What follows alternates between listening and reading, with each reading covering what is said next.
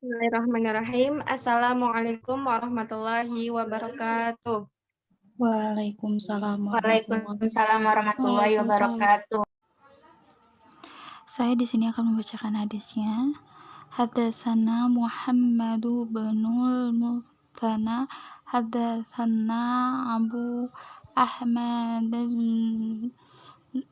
Zubairiyu, hadatsana Umar bin Syahid bin Abi Husaini qala hadatsani atau ibnu Abi Rabbahi an Abi Hurairah radhiyallahu anhu anin nabiyyi sallallahu alaihi wasallam qala ma'anzalallahu da'ana ila anzala lahu shifaan, rawahul Bukhari, yang artinya menceritakan kepada kami Muhammad bin Al-Mutsanna, menceritakan kepada kami Abu Ahmad Az-Zubairi, menceritakan kepada kami Umar bin Sa'id bin Abi Husain, dia berkata menceritakan kepadaku Atta bin Abi Rabbah dari Abu Hurairah radhiyallahu anha dari Nabi sallallahu alaihi wasallam, beliau bersabda,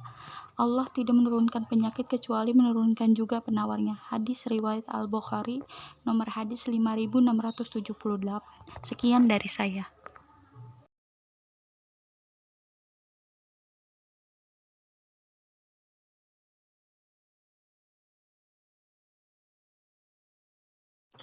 Baik, selanjutnya pemateri yang kedua yaitu penjelasan yang akan disampaikan oleh Saudari Fadilah Putri. Kepadanya dipersilahkan.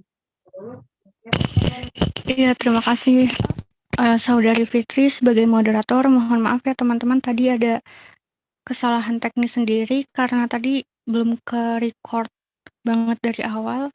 Ya, untuk selanjutnya syarah mengenai hadis tersebut. Dikatakan dalam terjemah hadis yang telah dibacakan oleh Saudari Sarah tadi bahwasanya Allah tidak menurunkan penyakit kecuali menurunkan juga penawarnya. Jadi setiap penyakit itu pasti ada obatnya. Allah menurunkan penyakit juga menurunkan obatnya atau penawarnya. Kecuali untuk penyakit tua seperti pikun.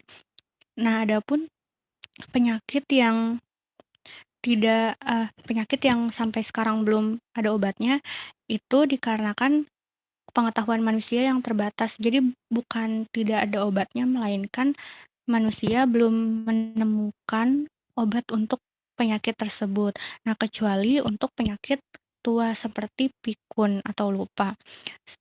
Sebagaimana hadis yang diriwayatkan oleh Ahmad, yakni aku pernah berada di samping Rasulullah SAW, lalu datanglah serombongan Arab Baduy. Mereka bertanya, wahai Rasulullah, bolehkah kami berobat? Beliau menjawab, iya wahai para hamba Allah, berobatlah. Sebab Allah tidak meletakkan sebuah penyakit, melainkan meletakkan pula obatnya, kecuali satu penyakit. Mereka bertanya, penyakit apa itu? Beliau menjawab, penyakit tua. Nah, ungkapan setiap penyakit ada obatnya artinya bisa bersifat umum karena itu yang termasuk di dalam penyakit-penyakit mematikan dan berbagai penyakit yang tidak bisa disembuhkan oleh dokter karena belum ditemukan obatnya. Yaitu tadi seperti yang sudah saya jelaskan bahwasanya bukan tidak ada obatnya melainkan belum ada obatnya. Akan tetapi obat di sini bukan berarti kita percaya bahwa karena obatlah kita sembuh, tapi kembali lagi bahwasanya yang menyembuhkan Allah. Nah, terus kenapa kita harus berobat? Kenapa harus kita minum obat? Nah, itu sebagian dari ikhtiar atau usaha kita agar kita sembuh dari penyakit yang dialami. Ibnu Qayyim juga menyatakan Allah menciptakan obat-obatan untuk menyembuhkan semua penyakit tersebut. Namun pengetahuan terhadap obat-obatan tersebut tidak disingkapkan di hadapan umat manusia. Sebab ilmu pengetahuan yang dimiliki oleh manusia hanyalah sebatas yang diajarkan Allah. Oleh karena itu Rasulullah menyatakan bahwa kesembuhan dari penyakit itu bergantung pada cocoknya obat dengan penyakit tersebut. Maka berobat tidaklah bertentangan dengan tawakal, sebagaimana hasilnya menolak rasa lapar, rasa dahaga, rasa panas. Jadi kita berobat atau minum obat itu seperti kita lapar atau haus, kemudian kita makan ataupun minum. Nah, sejatinya yang mengenyangkan atau yang menghilangkan rasa haus tersebut itu Allah gitu. Tapi makanan dan minuman yang masuk ke dalam mulut kita itu, sebagai perantara gitu. Sejatinya yang mengenyangkan tetap Allah Subhanahu wa taala.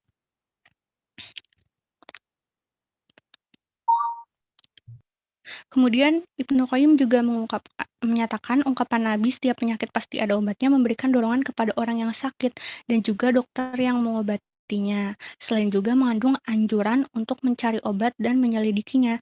Sebab kalau orang sakit sudah merasakan dirinya satu keyakinan bahwa ada obat yang akan dapat menghilangkan sakitnya, ia akan bergantung pada ruh harapan, rasa panas dan keputusan akan berhasil ia dinginkan. Jadi maksudnya seperti tadi saya jelaskan bahwasanya obat itu sebagai perantara yang menyembuhkan tetap saja Allah Subhanahu wa taala. Dan berobat ataupun minum obat itu bagian dari ikhtiar kita untuk menyembuhkan penyakit yang sedang dialami. Mungkin kurang lebihnya seperti itu.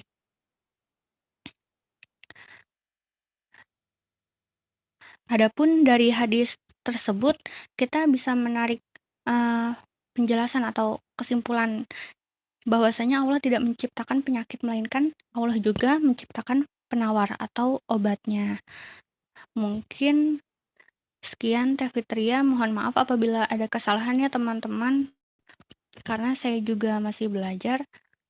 Sekian dikembalikan kepada moderator, Saudari Fitria.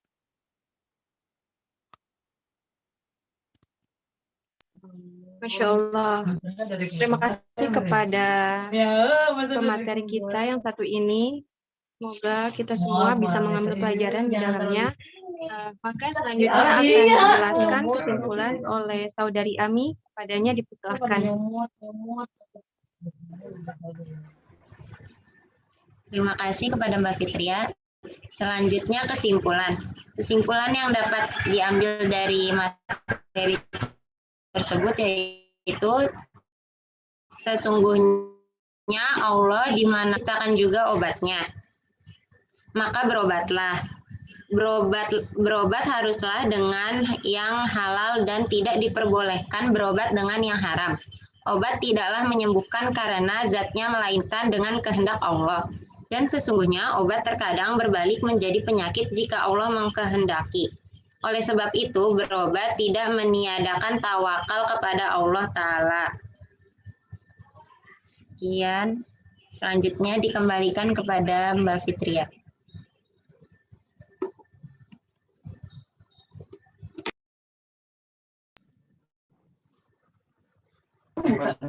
Terima kasih kepada Saudari Ami yang telah memberikan kesimpulan pada kali ini. Selanjutnya, nilai-nilai pendidikan yang akan disampaikan oleh Saudari Gian.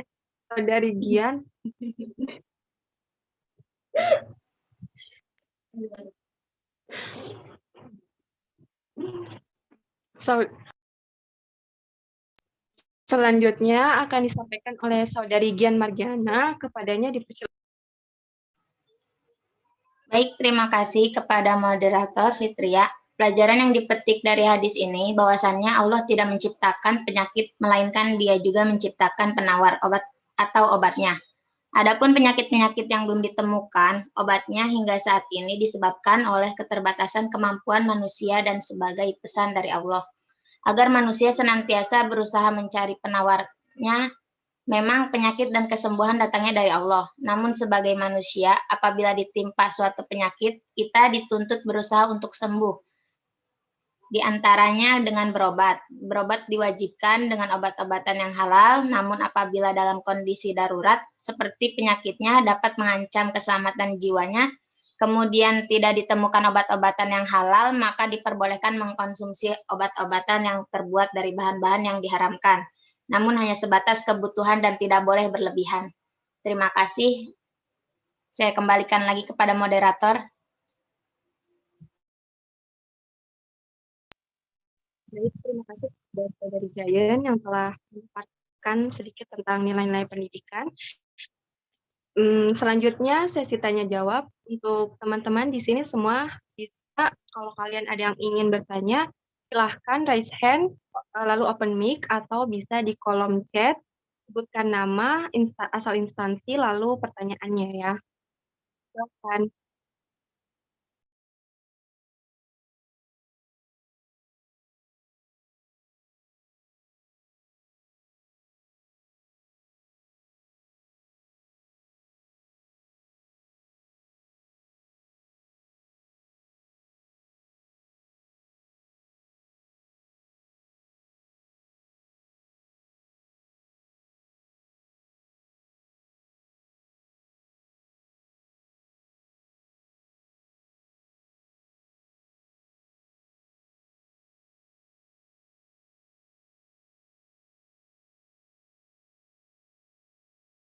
Gimana teman-teman? Jika ada yang ingin bertanya, silakan raise chat.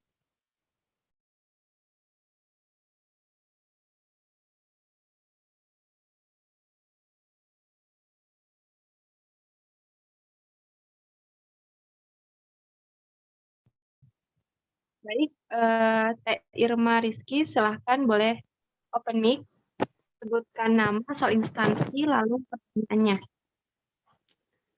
Silakan Teh. Ya, terima kasih. Ya, sebelumnya terima kasih Teh. Perkenalkan, nama saya Irma Rizky Amanda dari Universitas Singapura Bangsa Karawang.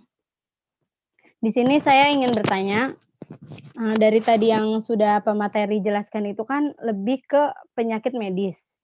Apakah yang dimaksud penyakit itu hanya kondisi medis yang berhubungan dengan gejala tertentu atau ada penyakit lainnya seperti penyakit batin? Karena saya lihat tadi di pemaparan itu hanya lebih menjurus ke penyakit yang berhubungan dengan medis. Jika ada, apa perbedaan penyakit dohir dan penyakit batin? Dan bagaimana cara penawaran dari penyakit batin tersebut? Kan tadi katanya setiap penyakit pasti ada obatnya. Nah, itu aja sih Teh, apa terdengar jelas? Baik, kesimpulannya tadi pertanyaannya itu, apakah penyakit batin itu dapat diatasi gitu? Obatnya gitu ya? Ada obatnya atau tidak gitu ya Teh? Iya, tapi sebelumnya tadi kan, dari pemateri itu belum menjelaskan ya tentang penyakit batin tersendiri, jadi lebih ke penyakit medis. Nah, di sini saya mau tanya, apakah ada penyakit lain seperti penyakit batin gitu? Soalnya kan yang tadi dijelaskan hanya penyakit yang berhubungan medis. Jika ada, apa perbedaan penyakit dohir dan batin? Lalu bagaimana penawarannya? Ya, terima kasih. Teh.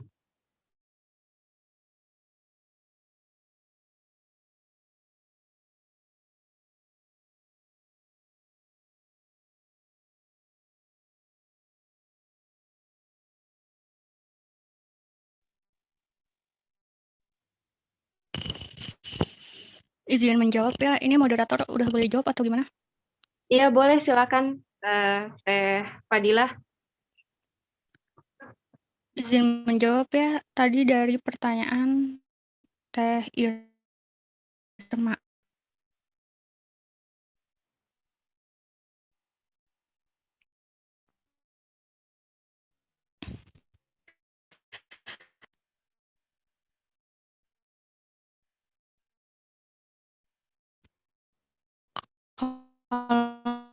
Menurut saya ya, batin itu yang tidak terlihat atau ada di dalam batin kita gitu kan. Nah, terus apakah ada obatnya? Pasti ada. Menurut saya pasti ada obatnya. Dan obatnya sendiri itu dengan meningkatkan keimanan kita ataupun mungkin kalau zaman sekarang ini lebih dikenal, banyak juga dikenal mengenai psikologi atau psikiater, dan itu bagian dari pengobatan untuk batin sendiri. Itu salah satunya sih, Teh. Mungkin teman-teman pemateri lain ada yang ingin menambahkan juga? Oh ya teman-teman, di sini kita sharing-sharing aja ya, jika memang pemateri atau teman-teman di sini ada yang memiliki pendapat atau jawaban sendiri, bisa kalian open mic untuk menanggapi dari jawaban materi ya.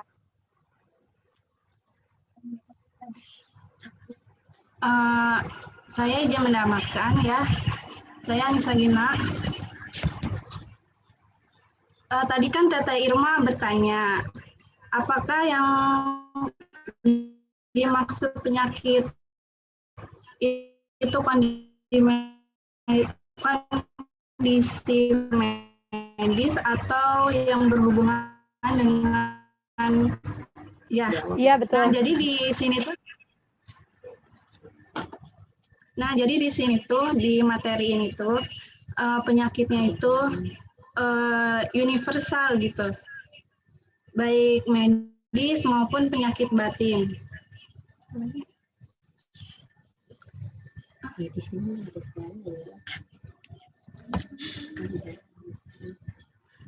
Nah, terus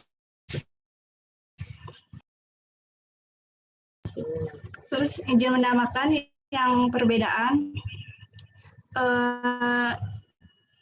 dari penyakit zahir dan batin, yaitu zahir itu kan lahir gitu ya, maksudnya artinya tuh lahir gitu kan. Zahir itu kan dari yang Iya. Zahir itu kan yang lahir.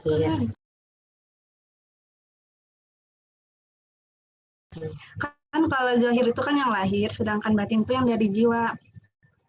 Kalau yang lahir tuh yang terasa oleh badan kita gitu, kayak stroke, kayak sakit gigi, misalnya kayak gitu, itu kan terasa oleh kita gitu. Kalau misalnya kayak batin tuh kayak penyakit iri dengki, hasad, egois, nah gitu.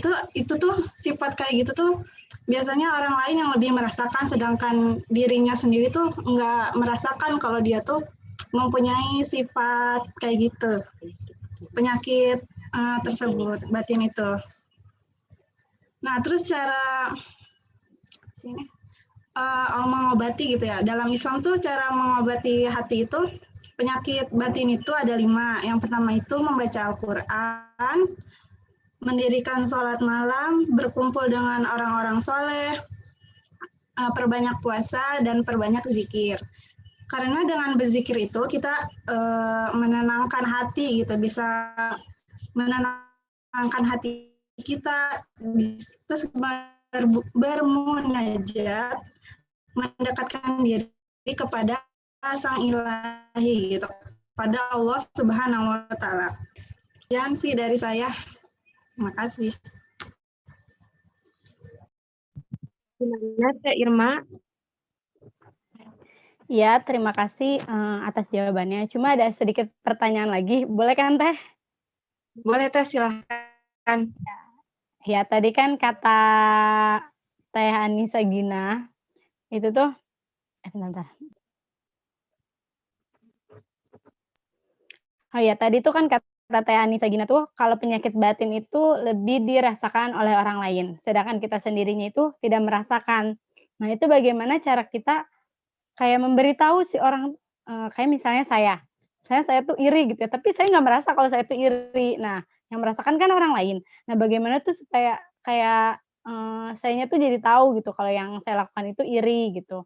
Itu bagaimana cara diri kita sendirinya itu mengetahui bahwa kita tuh memiliki penyakit batin gitu. Oh iya Terima Teh. kasih. Jadi pertanyaan itu bagaimana mengindikasikan bahwa diri kita atau diri orang lain itu terkena penyakit batin gitu. Iya betul, kan tadi Gitu ya, Teh? katanya yang merasakan tuh orang lain. Oke. Baik, terima kasih Teh. Mungkin pemateri ada yang Iya, mau sama-sama. langsung jawab? Izin menjawab ya. Tadi pertanyaannya, maaf moderator bisa mute dulu ya. Izin menjawab Teh Irma. Iya. Kalau menurut saya sebenarnya Iya Teh. ya tolong mute dulu. Oke. Jadi pertanyaannya ini seperti ini Teh. Bagaimana cara orang atau kita bisa mengindikasikan atau mengidentifikasikan seseorang itu terkena penyakit batin seperti iri. Gitu, Teh. Iya, makasih moderator. Iya, izin menjawab. Kalau menurut saya, jadi kalau kita punya punya penyakit batin biasanya itu tidak mungkin katanya tadi itu tidak dirasakan langsung oleh kita, tapi dirasakan oleh orang lain, itu sebenarnya akan menjadi penyakit untuk diri kita sendiri gitu. Baik dalam jangka waktu pendek atau jangka waktu lama, penyakit batin itu bisa menyakiti diri kita sendiri gitu, dan itu bakal kerasa. Entah itu bisa jadi penyakit jasmani bahkan. Makanya dari itu, kadang kan juga beberapa orang maksudnya yang punya penyakit batin, itu yang, apa ya, dia menyakitkan gitu untuk orang lain. Nah, itu akan jadi bumerang juga untuk diri kita sendiri, dan biasanya itu juga akan terasa. Misalkan contoh sederhananya ya, sombong nih, penyakit batin kita sombong. Kita nggak ngerasa nih kalau misalkan kita sombong, tapi ternyata dirasakan oleh orang lain. Sebenarnya itu juga akan menjadi bumerang untuk diri kita sendiri gitu. Orang lain yang merasakan kesombongan kita, lama-lama kan akan menjauh dari kita, nggak mau temenan lagi dan sebagainya. Dan itu akan menjadi bumerang gitu. Menurut saya seperti itu sih. Ataupun kasus-kasus yang lebih tinggi gitu ya, yang lebih tinggi dari itu gitu. Itu juga akan menyakiti dirinya jadi penyakit jasmani atau lahiriah. Seperti itu Teh Irma. Oke, mungkin izin bantu menjawab. Saya Sarah ingin menjawab pertanyaannya Teh Irma. Kalau pendapat saya sendiri kan tadi kata teman saya juga mengatakan bahwa kita nggak ngerasain bahwa kita tuh punya penyakit seperti itu gitu. Tapi mungkin kadang ada orang yang nggak ngerasain. Kalau saya sendiri mungkin sering ngerasa gitu. Maksudnya gini, pengalaman saya sendiri saat saya udah ngerasa oke, terus kayak berperilaku seperti itu, tapi kemudian saya merasa, "Tadi ngapain ya? Kok kayaknya sikapnya kayak gitu banget?" Gitu. Kok kayak ngerendahin orang lain, kayak lebih ini dari orang lain. Jadi mungkin gimana agar kita tahu bahwa diri kita, apa sih, punya sikap kayak atau punya penyakit hati itu dengan cara muhasabah diri, dengan cara introspeksi diri. Kayak kita udah, kayak, cari, apa ya, selalu jangan, kan biasanya kita sering mengomentari orang lain misalkan kayak, "Oh dia gini sih, dia gitu," atau gimana, tapi kita harus mengomentari diri kita sendiri. Kayak cari tahu, "Oh oke, kayaknya ini kesalahan di saya deh," gitu. Jadi kayaknya tadi gini, kayaknya salah deh, kayak gitu sih. Mungkin kalau pendapat saya sendiri agar kita tahu kita punya penyakit hati atau enggak, kita baca-baca dan introspeksi diri. Seperti itu sih Teh Irma. Mungkin Bagaimana Teh Irma atas jawabannya? Ya, terima kasih ya teman-teman semua jawabannya. Mungkin sedikit saran untuk kedepannya kalau kalian mau ngadain kayak gini dengan materi yang sama, mungkin lebih dijelasin lagi untuk penyakit batinnya. Terima kasih. Terima kasih Teh atas sarannya. Dan terima kasih juga telah bertanya kepada kita semua. Berhubung waktu sudah menunjukkan pukul 14.35, maka kami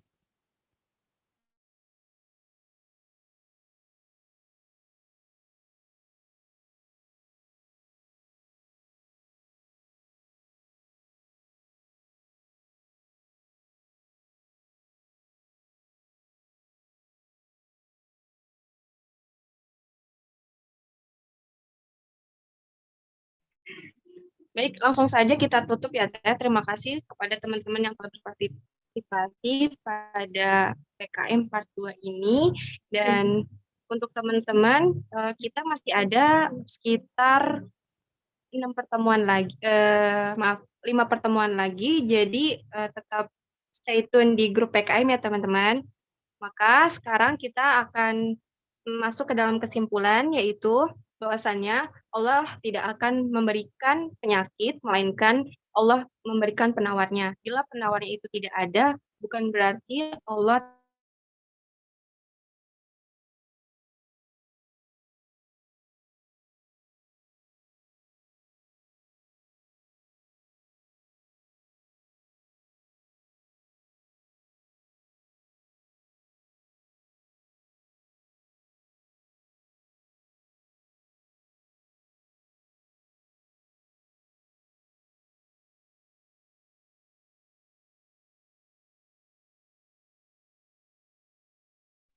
Silakan teman-teman, open kamera.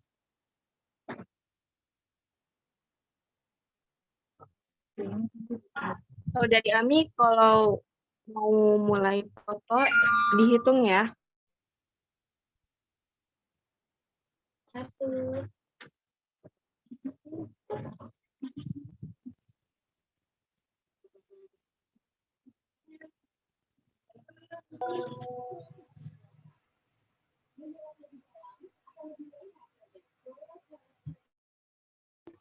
Ada kitanya online. Gimana Teh Ami? Ada kendala kah?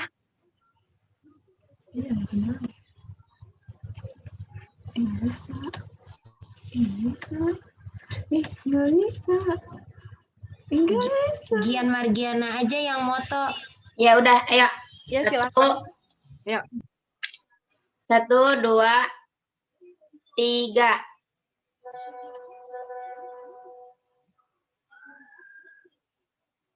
Maaf. Bentar. Lagi ya. 1, 2, A.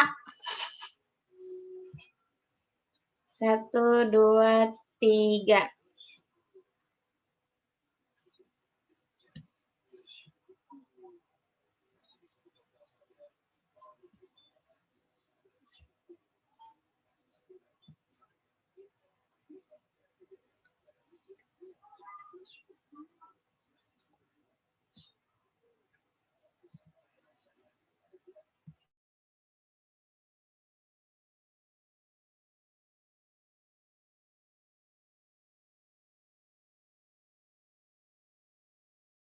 Gimana? Ya mungkin sudah, Mbak Fitria. Terima kasih kepada teman-teman yang telah berpartisipasi maupun bertanya. Semoga kalian sehat selalu dan semangat dalam menjalankan ibadah puasa. Tunggu kembali dan melihat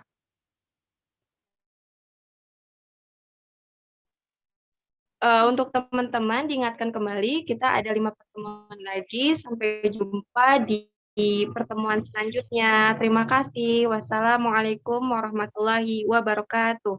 Waalaikumsalam. Waalaikumsalam warahmatullahi wabarakatuh. Terima kasih ya teman-teman. Terima kasih ya teman-teman yang udah mau nyempat. Ya, apabila ada kesalahan.